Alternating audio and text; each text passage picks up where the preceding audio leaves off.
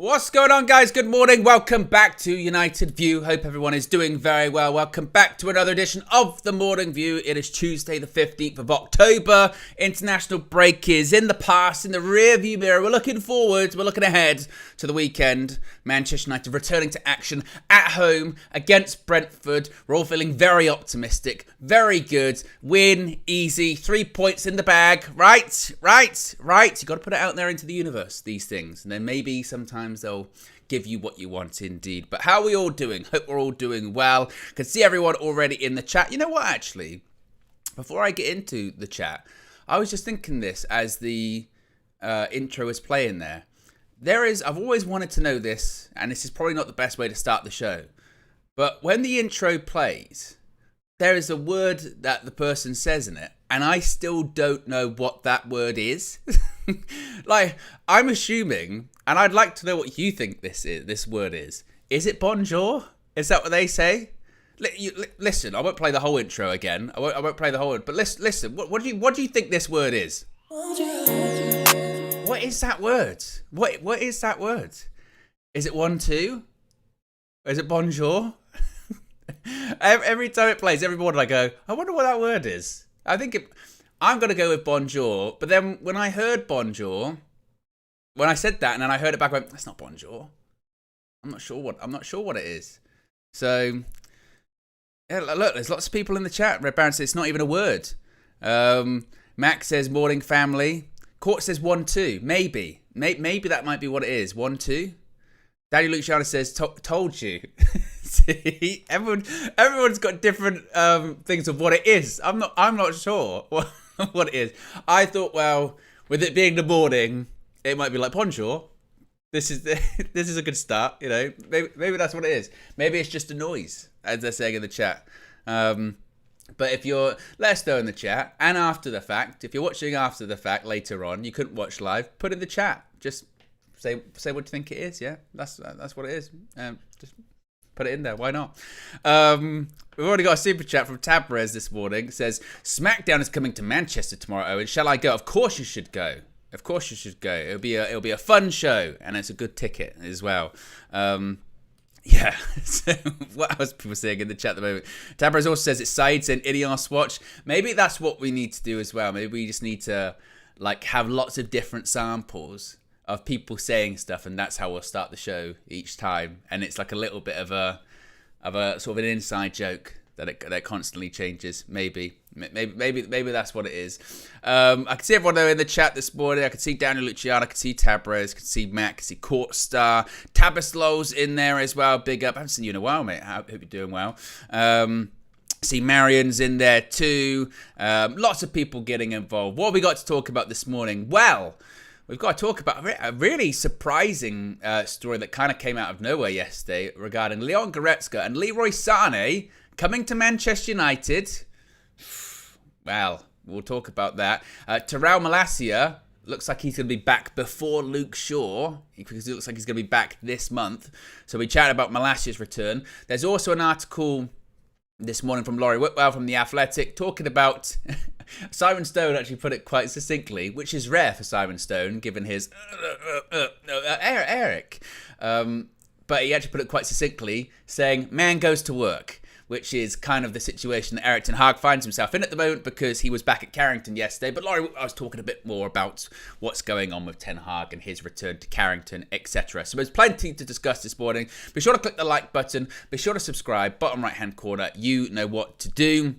Let's start off with this Leroy Sane, Leon Goretzka stuff. It was a very strange story, but it does come from a credible source, and I think this is why you do have to talk about it, because it does come from somewhere pretty credible. Our good friend Florian Plettenberg, or as Flex would call him, Florentine Plettenberg, says Manchester United are monitoring the situations of Leon Goretzka and Leroy Sane for a possible transfer in the winter or summer. It is possible that Manchester United will strengthen their squad in the winter with a central defensive midfielder. Goretzka, he's an interesting candidate for Manchester United. However, Goretzka wants to stay beyond winter at this stage, contract until 2026, and Sane is continuing talks with Bayern about a contract beyond 2025. That comes from Sky Sports there in Germany. Is there anything in this? No, I don't think there is. I would be very surprised. Considering the profile of player that Man United went for in the summer, I know, of course, we did sign players from Bayern Munich, but do you know what it is? And maybe this is just how defeated I am at the moment, yeah. But I'm kind of at the stage where I'll sign Goretzka, sign Sane, I'd go, what's that going to do? Really? What's that going to do? We could, like, from a midfield point of view, we've actually got quite a few midfielders on the books, don't we? We've got quite a few midfielders on the books, you know, whether it is Kobe, Ugarte, you know, who knows what's going on with him, Casemiro, Ericsson, Mason Mount. Who? Mason Mount, yes, he still does play for Manchester United. That's at least their 5. Then you get into sort of the younger players coming through, like your Colliers, 6, who've made the bench and actually come on a few times. So would another midfielder plop it in? Boom. Fixed. Midfield's fixed. Probably not. And also, again, it's not to say that there isn't anything in it, because Florian Plettenberg, as we know, as we saw in the summer when we did sign De Ligt and Mazraoui from Bayern, like, his Bayern sources are pretty much unmatched. I always go back to the story of Harry Kane when he joined Bayern Munich a couple of summers ago. This guy went on Sky Sports News in the UK here and said the England captain will be playing in the German Super Cup for Bayern Munich tomorrow. And I remember Flex was in the studio at the time, and everyone was like, well, I don't know about that. I mean, that's a pretty bold statement for you to come on here and say that. And next day, 24 hours later, Harry Kane's on the touchline. He's coming on at halftime as a sub. It's not bad. not bad. So his Bayern sources are pretty much unmatched, and it was the same in the summer. You know, he said weeks before, like, you know, this De Ligt Mazraoui thing, it's going to happen. Like, that deal is going to happen. And there were ups and there were downs, and there were people like, I don't know if I see that one happening. It happened. So for him to come out and say, look, Man United are looking at him, you have to, I guess, consider where he's getting that information from within Bayern. So, or is he getting it from their agents? Because as we've also seen plenty of times, in both of these situations, what are they? They're two guys that are negotiating contracts or want to extend their futures with Bayern Munich. Taylor's old as time, and I'm not breaking into song here. Taylor's old as time, use Manchester United, get some leverage, get a new contract. As far as, like I said, when you look at just the profile of player as well, you know, if you look at the profile of Goretzka, 29. I mean, he's 30 in February. Leroy Sane, he's what? He's 20. He's 29 this coming February. It just doesn't fit, does it? It just doesn't fit the move that looked like Manchester United made in the summer when it came to, you know, signing players with a bit more of a longer term future. It sort of goes back to that kind of ready-made, we need something right now. And I just don't. I just don't see it. I saw that one and went, no, I just don't really see that one really happening. It feels like trying to drum up some interest, get a new contract, and kind of move on. And then as far as, you know, what we need, because I think that it can open a conversation about the winter transfer window, which we spoke a little bit about in the summer once the summer window ended, and, you know, once Jadon Sancho left right on deadline day, and then you had the question about, okay, well, how much money's then sort of left over? How much money have United got to play around with? Because we had heard, hadn't we, that from a PSR point of view, Man United were pretty tight. They were walking that kind of fine line when it comes to all that. But I don't think anyone knows. I don't think anyone knows, like, Man United's PSR or how much they are or aren't going to spend. Because every summer they get it wrong. So I do think, and this was kind of my prediction going from the summer window into the winter one, is I do think, unlike previous years, I do think Man United will participate in it.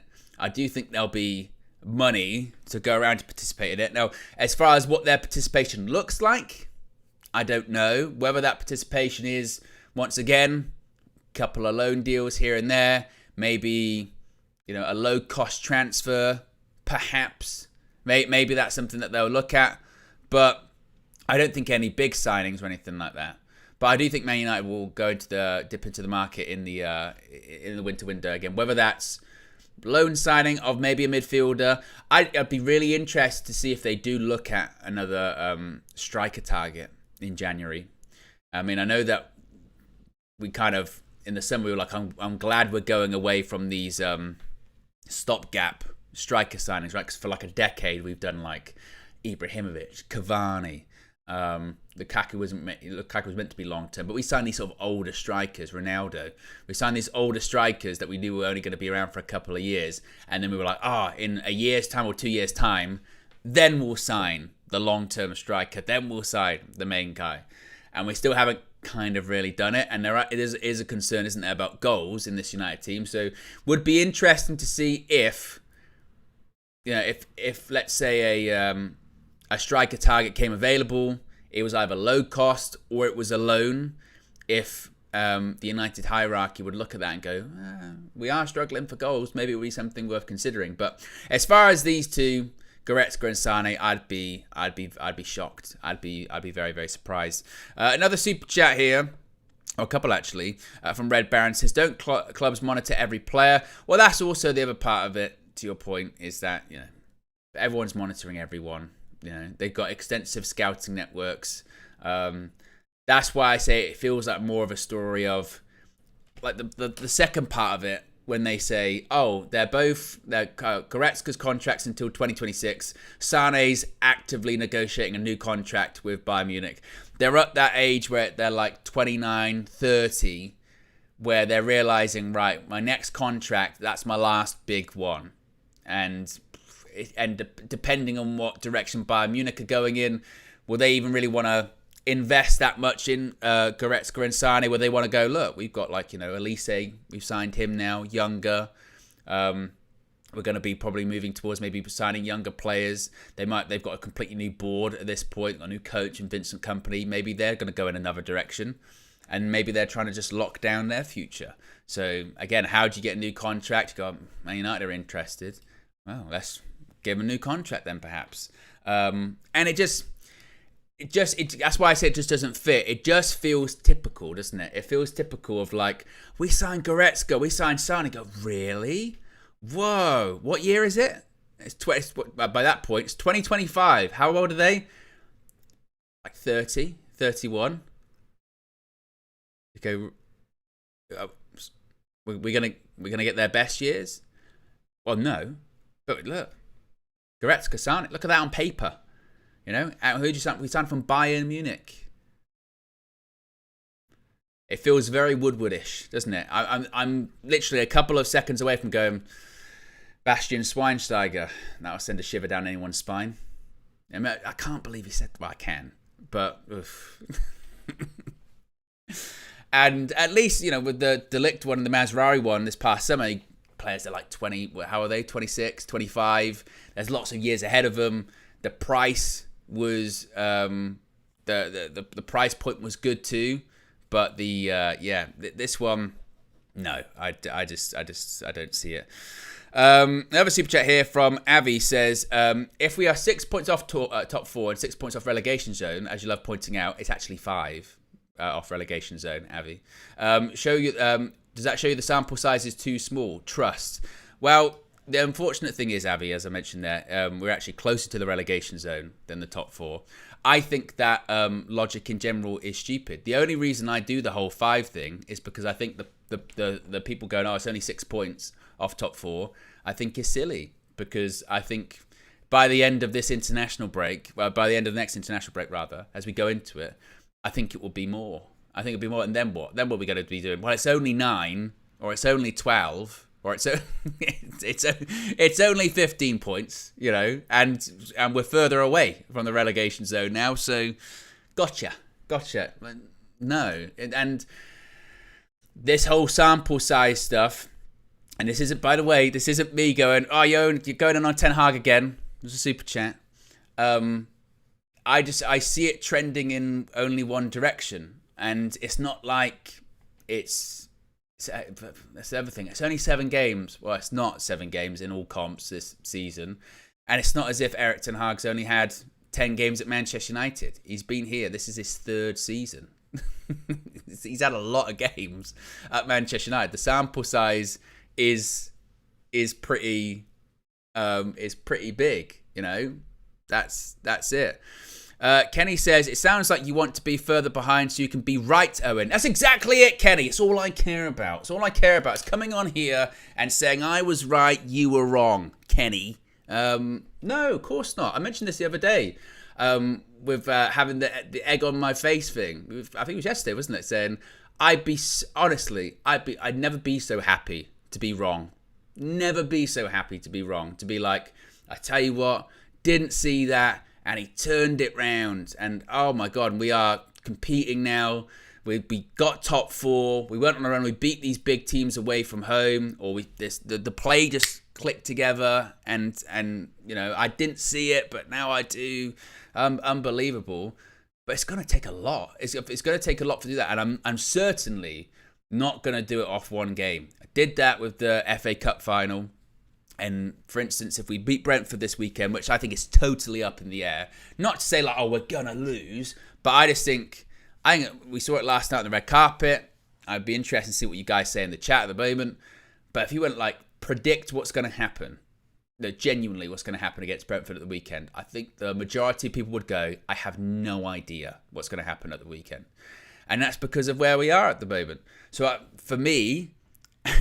And I was thinking of this actually this morning too, before I even started, that I was thinking, oh, that's really bad that when I'm thinking about, you know, my team, whether or not they're going to win a football match, and I was thinking, well, it's bad that I'm like, I always think they're going to lose, or it's really difficult for me to see them winning, you know, a football match if I'm trying to predict it. And then I was thinking, actually, Owen, Why is that so difficult? Why are you being so harsh on yourself in the sense of they haven't won in the last, 4 games? they haven't won. So of course it's difficult to see them winning. They ain't fucking winning at the moment. So why suddenly it's like, oh, they'll win that one? We don't know. They've won, 3 times in all comps this season, and one was against a side in League One, and now I'm like, oh yeah, they'll win at the weekend. I have no idea. No idea about what Man United are going to, if they're going to show up, what they're going to do at the weekend. Even in the games that we have played half good this season, we still ain't won, you know, like when we played against Crystal Palace. So, yeah, you want to talk about sample size. If you were to be like, all right, you know, your recent form, base it off of like the last 5 games, you know, because that's always that they judge recent form, isn't it? Are you going to win? You go, well, the evidence says no. Definitely not. So I have no idea. But it's not about being right. I've said the thing about the point scoring stuff before. I think it's silly.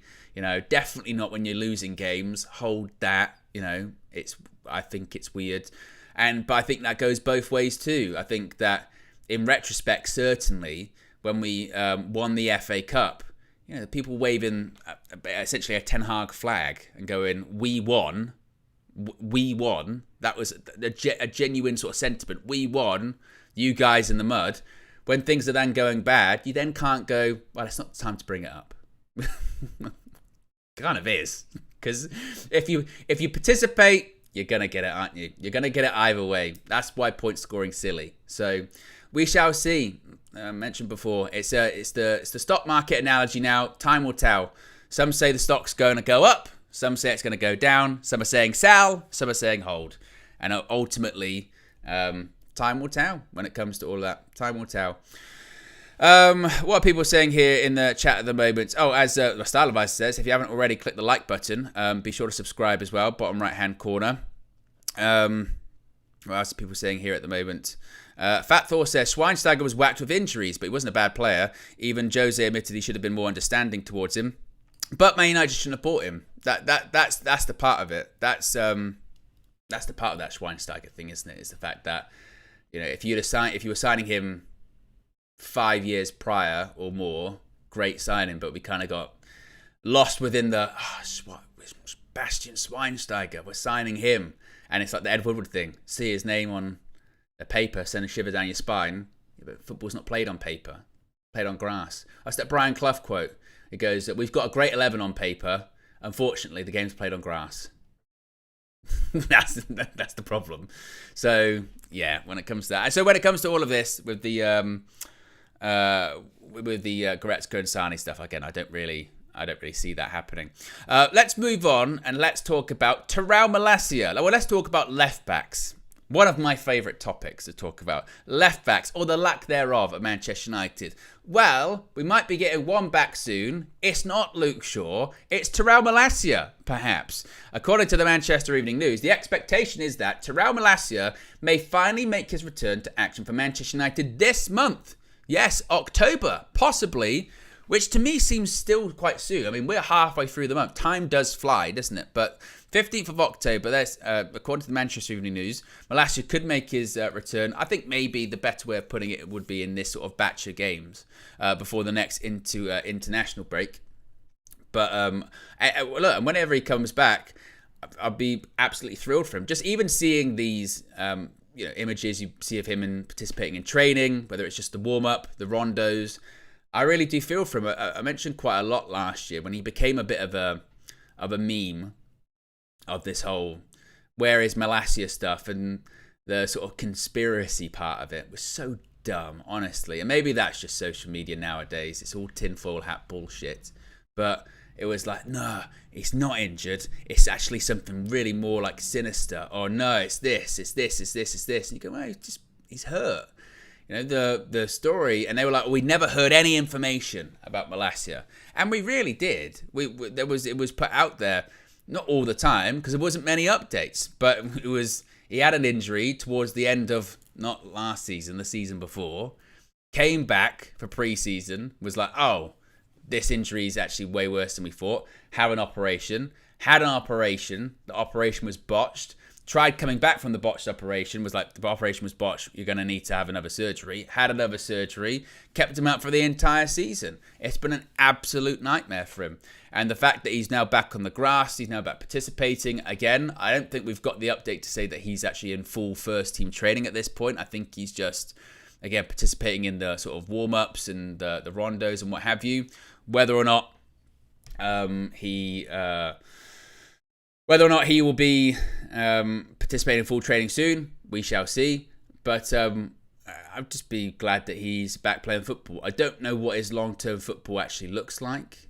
You know, what long-term future it actually looks like at United, because you never know what really you're getting. When someone's not played for like 18 months, again, you never really know what version of the player you're going to get back. It kind of reminds me a bit of Owen Hargreaves when he joined United. Owen Hargreaves joined United, and for the first season, he was brilliant. Absolutely brilliant. He was coming out of when he played for England at the World Cup in 2006, and he was one of England's best players. And for a long time, when Owen Hargreaves was picked for the England team, people were like, this guy's rubbish. And then he had a great World Cup. United signed him from Bayern Munich, and first season, fantastic. But then I don't think he played for like 2 years or something after that. And even though when he did come back from all of these injuries, I think he played like 8 minutes or something ridiculous against Wolves, came off as a sub, and I don't think he played again. And then even when he went to City, after his contract expired, they played like twice. Like he was done. He was fried. Like his knees and his hamstrings, everything was just done. And I think that's why Sir Alex calls him like his most disappointing signing. Not in the sense of like, oh, he was rubbish. In the sense of it could have been so much more, and it didn't work out. So you never know what what version of the player is going to be coming back. For him, I think it would just be good for him just to get back playing football on a regular basis. We have to almost remember too that when he was fit in his first season, it's not as if he had the position totally locked down either. I remember when we played Sevilla, wasn't it? When we played Sevilla at Old Trafford, that one where we were 2-0 up and bottled it to 2-2, and Varane and Martinez got injured. That was when I remember Malacia really struggled. I think he might come on in that game and really struggled. So it's not as if we're going to be getting, we got this amazing left back. But it'd be good to have a left back at this point. And as far as Luke Shaw, I don't know. I heard some stuff yesterday suggesting that this idea that he's going to be back soon is still not it. We shall see. We shall see what happens. I'm just seeing in the last couple of minutes a story coming from Adam Crafton from The Athletic. Let's see if I can get this up. About a contract. Got a bloody log in now. About a contract with Sir Alex Ferguson, an ambassadorial contract being cut as part of these cost cuttings. Here we go. So this comes from Adam Crafton from The Athletic. And I did want to get to Laurie Whitwell's report from The Athletic this morning as well. So Adam Crafton has said, Manchester United's new part owners, Ineos, have continued their cost-cutting programme by axing a multi-million-pound annual commitment to Sir Alex Ferguson, the most successful manager in the club's history, following his exit as manager in 2013, bringing an end to a 26-year reign in which he won 38 trophies. Ferguson has been retained as a global club ambassador and a club director and remunerated with an annual salary.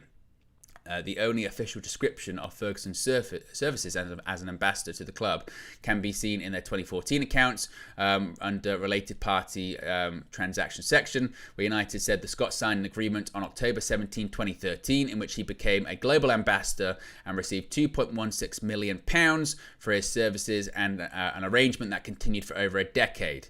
Ferguson has remained as United director on the club's football board, which has appeared to be largely ceremonial construct for quite some time. It has previously featured Sir Bobby Charlton prior to him passing away in 2023, as well as former chief executive David Gill and non-executive director Michael Edelson. Ferguson is not a member of the club's official board, which includes the six Glazer siblings, as well as Ineos co-owner John Rees and Ineos sports chairman Rob Nevin, in addition to two independent directors, Robert Leitao and John Hooks.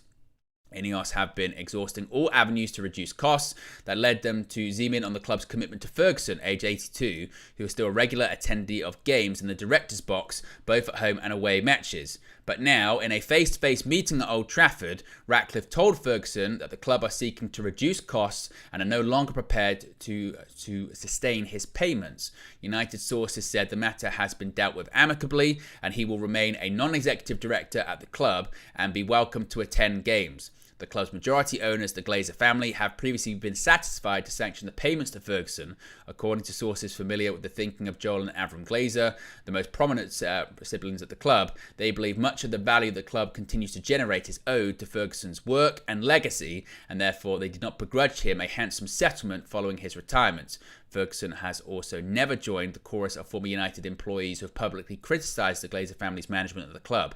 Ferguson, whose allies say he is saddened to see former colleagues, friends lose jobs at Old Trafford during the wide-ranging job cuts, will not be receiving payments from United beyond the end of the current season. It then goes on to talk about some of the more stuff that has been cut. But look, when it comes to that, it's going to lead to a lot of backlash. There's certainly no doubt about that. I mean, the way that is framed, certainly. The way that has been framed, certainly, because you look, that's a really, really difficult one, isn't it? That's a really, really, really difficult one, because obviously you can look at it and you can say, from a business point of view, you can go, that's multi-million of pounds. We can be saving that. We can be reinvesting that into parts of the other club. We get that, but then at the same time, you look at it and you say, a bit like what the rationale is for giving him a hit in the first place, is saying, well, this is the house almost that he built, and a lot of the status that we have at the moment, we believe is due to his work, and we think that's kind of a legacy cost, if you will. And when it comes to the job cuts and stuff like that, as I mentioned before, as someone that's worked in HR and been in redundancy meetings, they're part of merger and acquisitions. They're not nice, they're not fun, and they're horrible, really. But this one is going to certainly, I think, test a lot of people. It's gonna divide opinion. I mean, what do people think in the chat about that? Because people will look at it and say, look, couple of £1 million to Manchester United. I know to you and I, we go a couple of £1 million, but to Manchester United, that's nothing. guy's in his 80s, not as if he's struggling for money or anything like that, but it's a bit of a thank you for everything you've done kind of situation. But then there'll be other people that will say, but you really do need to do that. If you are cutting costs, if you are trying to get costs down, would you look at that? How does Sir Alex Ferguson feel about that? Because they don't really touch on that in the article, do they? They say it's dealt with amicably. I mean, takes some pretty big balls as well, doesn't it? From Sir Jim Ratcliffe. Imagine that, face to face with Sir Alex Ferguson. Sorry, Alex, we're going to cut, that $2 million you get a year. You're not going to get that anymore. That's pretty. That takes pretty cold stuff, isn't it? To Sir Alex. My goodness me. I see what some of you guys say here in the chat. Adam says, "Good bloke, just needs to stop rambling too much." I was reading an article, Adam. I mean, I'm trying to read an article in real time. My goodness me. Courtstar says, "I can see both sides." Do you know what it is? Yeah, and that's where I'm kind of at with that one. And it's not even a fence thing with that. I can see both sides. I think that's a really difficult situation. If it was me, I would have kept just giving him the money. I think Sir Alex Ferguson, again, in his 80s, for everything he's done, and for also, by the way, in his sort of post-time and everything that United put him through. Can you imagine going to games, watching this shit, and then having to sit there and be like, "Oh, that's not happened when I was there." For me, I'd have been like, "Look, it's a couple of £1 million. We're Manchester United. For everything you've done, it's the least we can do. Just there, carry on as were." Now, from what the article is kind of saying there as well, is it looks to me like that kind of football board, they're trying to like restructure and change, because they're sort of saying, well, that football board doesn't really do anything.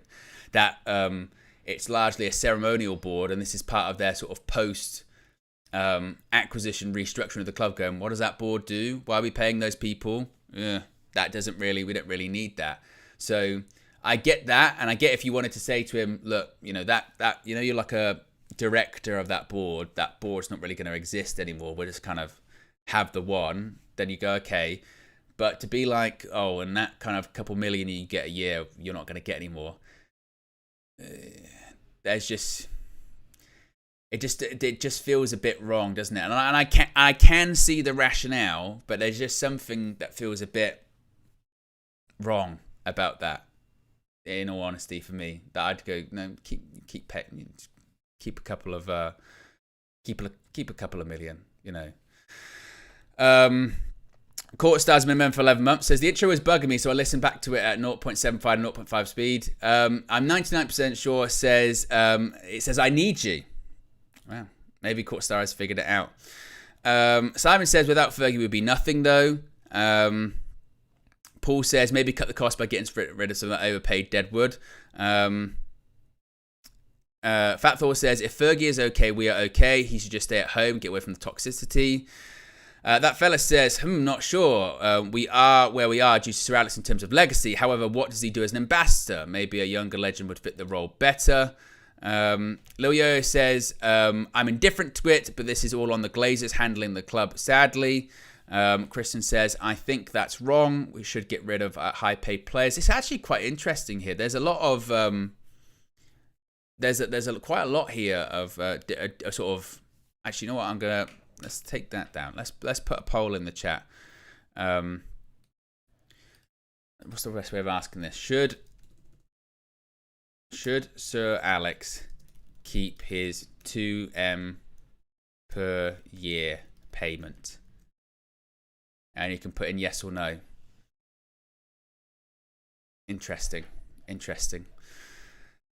Manish says, unless I misunderstood, they're reducing his salary. They're not just kicking him to the curb or anything like that, saying, you're not welcome or anything like that. It looks like that kind of ambassadorial payment or contract is being ended, which is around, again, sort of just over £2 million a year. And that's been in place effectively since he retired over a decade ago.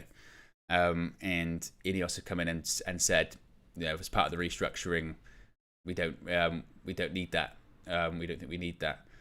And it's quite and again, the more you sort of look at the article, they're sort of saying, well, he was an ambassador in that, but if you look at the sort of description, they don't really give one. So he's an ambassador, but it's largely like a kind of, it's almost like a legacy payment. It's almost like a bit of a thank you, I suppose. So it goes back to really, I guess the crux of it is do you think that, if you've had 10 years of a couple of million quid every year as, again, a sort of thank you for everything that you've done, and the weight that you still contribute to this club even post-retirement, do you think that's should be reinvested into the club, or do you see it being so sort of minuscule in the grand scheme of things that you go, what's a couple of million here and there sort of thing? It's it's an interesting one. I mean, already, the poll's only been going for a minute, so we'll wait for it to see go. But at the moment, 64% are saying yes and 36% are saying no. I mean, again, it's not. This is the other part of it, isn't it? It's not necessarily about the money. I think that's where the conflict will kind of come from it. You know what I mean? Where it's like Sir Alex Ferguson, you would think financially he's fine. He's fine. It's not as if it's like, Sir Alex Ferguson now he's going to go broke because he's not going to get that couple of million quid from Manchester United. For a decade, he's been given 20 million quid by Manchester United on top of everything else he's got going on, right? So it's in that regards he's fine. In terms of that 2 million quid, that going back into United, where is that going to go? And again, you sort of go, is it less about the money, more of the principle of it as well? And what will, I think, also piss people off, not that they're really related, but what will piss people off certainly is they'll say, well, this guy's on this guy's on this, that guy's on that, and we're cutting 2 million quid from our greatest manager ever. I can't believe this, that, and the other. And it's just, it's a very difficult situation. I do get that. It's a difficult situation. But we'll see. Get your votes in the poll in that one. Certainly interested. Where are we at? Liam Kerr's been a member for 26 months. Appreciate 26 months of support. Liam says, what do you think the reception for Eric will be like at Old Trafford? The delay in sacking him screams of senior leadership being too proud to admit a mistake. The reception for him at the weekend, I think, will be very good. He's not going to get booed. Match-going fans don't really do that, do they? Once they're in the stadium, unless what they're seeing, is just complete dog shit. But certainly before the game, they'll be very, very positive.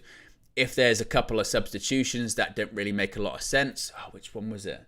Might have been against Liverpool. I forget which one. There was a substitution in a game earlier this season which they actively booed, or they might boo the result or something like that. One of the sort of starkest images in the game against Spurs was the fact that it was like, 10 minutes to go, 15 minutes to go, half the stadium had left, so they won't really boo. They might leave.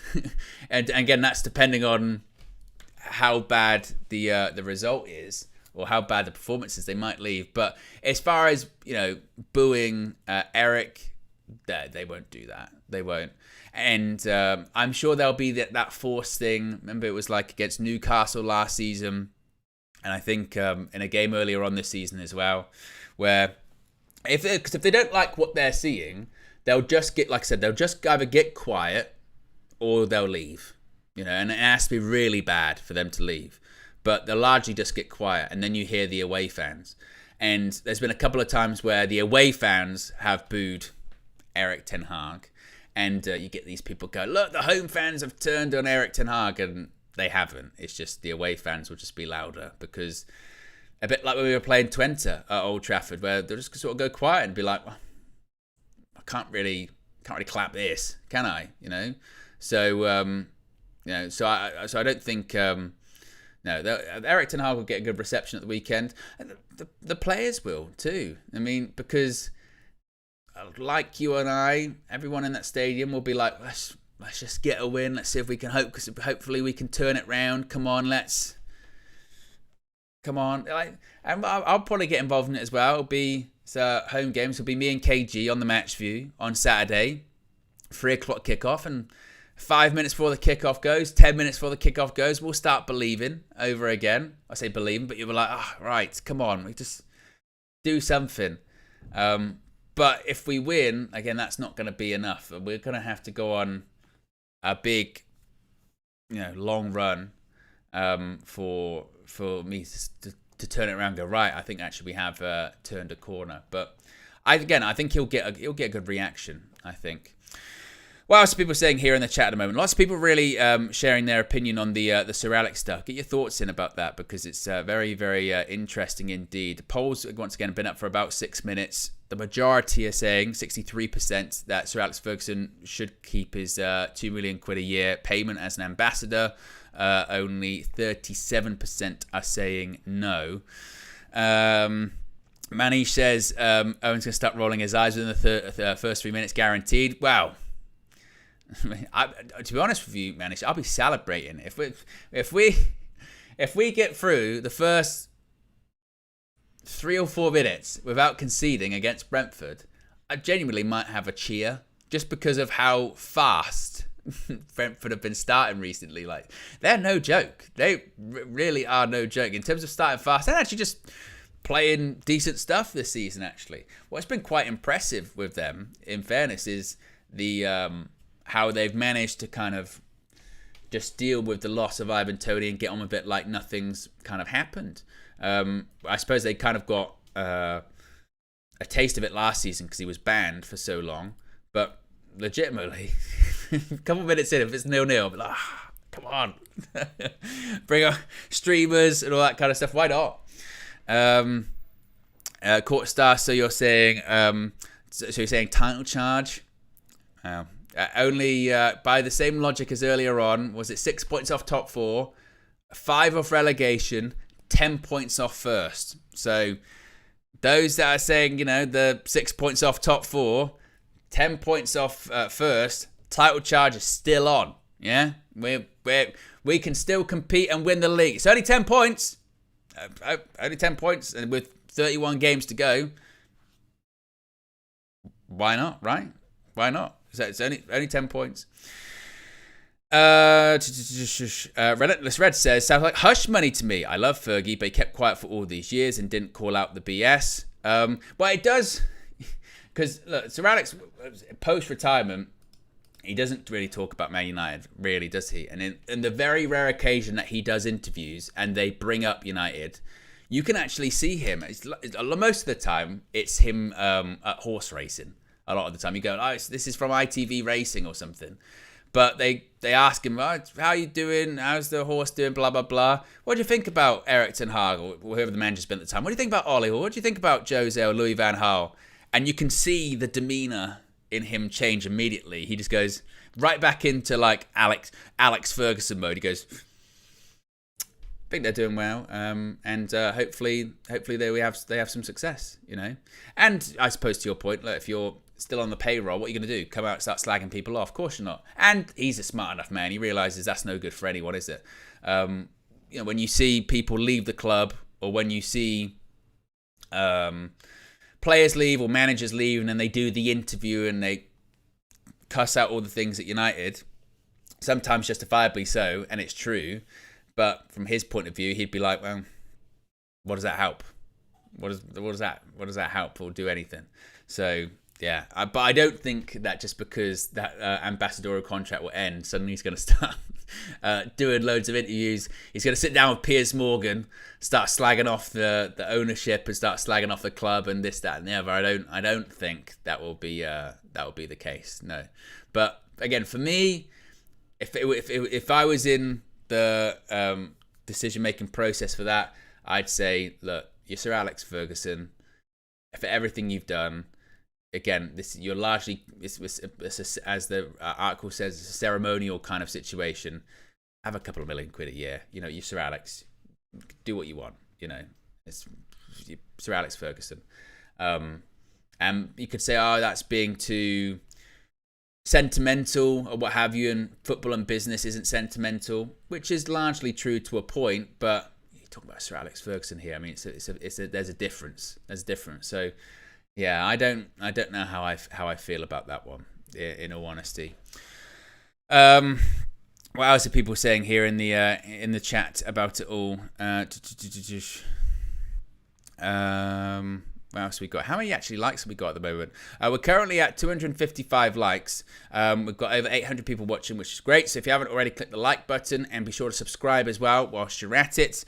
Lilio says, oh, it was the Garnacho against Liverpool one. That was the one, yeah, where they got the negative reaction. That was the one. That was the negative reaction in terms of substitution. But no, I think the atmosphere, as long as it's a half decent performance, will be largely good, in all honesty.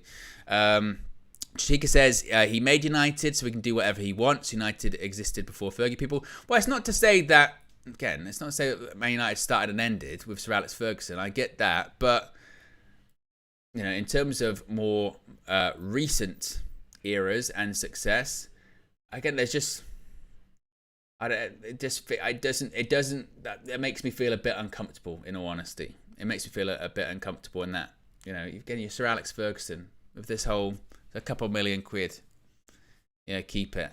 Yeah, that's just kind of how I feel about it. It's not to say like, oh, you know, Sir Alex Ferguson is the only successful manager to ever be at Manchester United. Of course, we know that's not the case. Sir Matt Busby, the Busby Babes. I mean, the Man United, but it's more, you know, those sort of living, breathing icons that you've got, and for someone that has contributed so much to Manchester United, again, I think there's just a way to treat them, you know. That's just my opinion.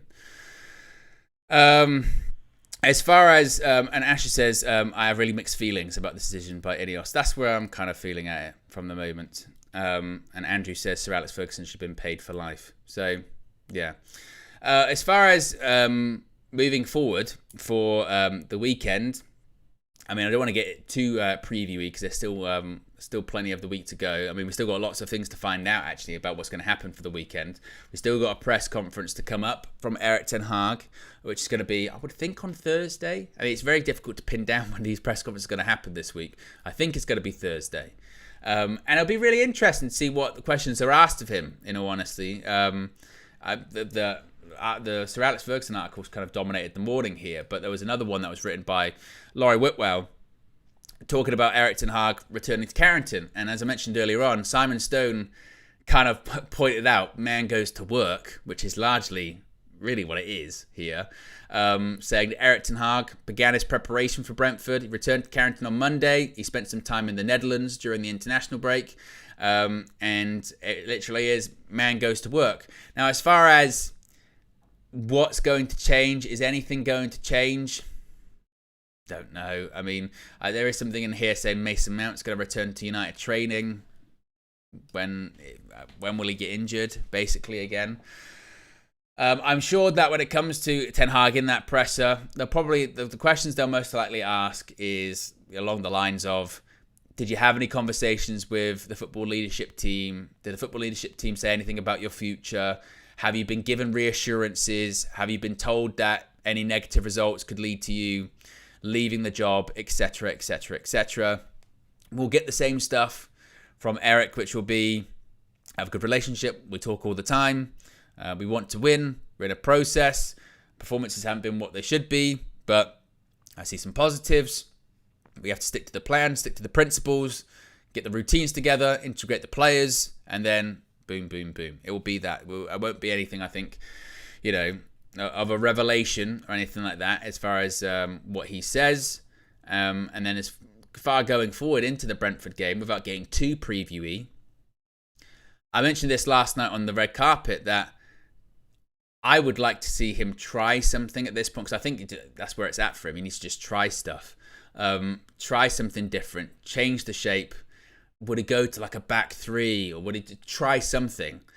But I don't think he will. I think it will still be 4-2-3-1. It might be 4-4-2 again, like a bit like he did towards the end of last season, a bit like what he did against. He started this season, he did against Villa. It might go with that. We know we got a problem at fullback because obviously Mazraoui had his surgery. So you're probably going to get Dallo at left back and Lindelof at right back, which is concerning. I know the reports about Johnny Evans playing at left back. I just don't really see that, in all honesty. Johnny Evans could start though, but I don't see any sort of radical change for that. And again, we just got the United win, and they win and they do all right. But I don't suspect any massive or big changes. Certainly tactically. And that's kind of where we're at, in all honesty. And then we got big games coming up. I mean, and then also as well, because this was the other thing that was people were saying in the international break too, wasn't it? Well, this is a winnable batch of games. So, well, you'll see. Basically, I was told by some people that you'll see this is a winnable batch of games. Things will get better, and I hope so. I really, really hope so. If it's not that Brentford game that worries me, it's that Fenerbahce game as well. Just that story in general is quite terrifying, isn't it? It's Jose, it's Fred, it's Amrabat, it's like ex-United FC in Turkey. Ugh. It's away from home with our record in Europe too. It's just very oh my God. So that's what we've got to all look forward to. Oh, and that's the other thing I did want to say before I wrap things up. A lot of people were very talking a lot about the red carpet last night. If you haven't watched it, be sure to check it out. It was a really good episode actually. From the get-go. From the get-go, it was live. Flex, myself, KG, Alice, Saeed. Was a very interesting show, and a lot of people were saying, "Owen, you missed the point on what KG was saying." So if you didn't see it, I'd recommend to go back and watch it. Basically, KG's point that he was making, which I do agree with, and I did say this later on. I think this kind of got lost in the madness. But basically, what KG was saying, he was saying it's a good thing that Ineos aren't too swayed by the sort of reactionary fan opinion. And in this case of Erik ten Hag deciding his future or not deciding his future in the last international break, that's a good thing that they're not swayed too much by reactionary fans. And a lot of people in the comments were saying, you totally missed KG's point. I can't believe how silly you missed his point. But I did, and this was my kind of point on it, is I do agree with what KG is saying there to an extent. I agree with what KG is saying in the sense that the comparison I use is that, let's say Erik ten Hag does get the chop and does get the sack, and then there's a preferred, let's say, fan candidate for that role, but Ineos decide, or the football leadership team decide, no, we're not going to go with that popular choice. We're going to go with this choice. It might be a bit less popular, but we feel that we're all totally aligned and we think that's the right decision to make. We're going to go with that. Then I would say that's the right thing to do. They are experts in that. So, they would know more than I. I think that would be, I would trust them to do that. I think in this specific situation, it's very difficult to be like, I think Erik ten Hag should go, but they've decided to not let him go. So they know more than I, so it doesn't really matter. That's when I sort of go, well, that situation feels different to the other situation that I just mentioned, if that makes sense. So I understand what he's saying, and I agree to an extent with what he's saying, but not on this situation. And I think Alice probably said it more succinctly than KG as well, which is, we have always wanted to have football people making football decisions at Manchester United. The fact that they're doing that is good. I don't have this thing where it's like blind faith, blind trust. They'll do it. They exactly know right. I can't complain. I'm like, again, you're allowed to have an opinion. You're allowed to have a voice. You're allowed to criticize or praise certain decisions. That's what being a fan's about. I don't know if I could be like, though, I think Erik ten Hag, it's not worked out, I think he should go, they should look for someone else. They don't do that and go, well, and then I'm fine with it, because then they know what they're doing. I'm like, well, then what's the point of having an opinion at that point, isn't it? You're just kind of being, You know, it's like someone put like a super chat in and said, I think they should do this. And my response is, well, Ineos know more than you, so don't matter. You'd feel pretty put down, wouldn't you? You'd be like, oh, thanks. You know, so that was maybe the way I was trying to put it, but it was live last night. It was a crazy show, wasn't it? My goodness me, it was a crazy show. What's on tap for the rest of the day? Flex and KG show. Speaking of which, Flex and KG show will be live. Yes, it will be live 7 p.m. this evening. Plenty to discuss about between Fleck and KG, that comedian, Mr. That Comedian. They'll be live at 7 p.m, so be sure to check that out. As far as the rest of the week, we've got obviously morning shows. Flex will be back with me tomorrow morning. We've got What the Devil. We've got possibly some other exciting stuff coming up later on in the week. Trinity will be back to full strength on Friday. Saturday, of course, we'll have match day. And I think we're going to have a special episode of The Full View on Sunday as well. So a jam-packed week. If you haven't already, be sure to subscribe. Click the notification bell. Be sure to subscribe, bottom right-hand corner. If you're watching after the fact, get your thoughts in the comment section below. Let your voice be heard because it does matter. And I'll see you again very soon. I'm out of here. Peace.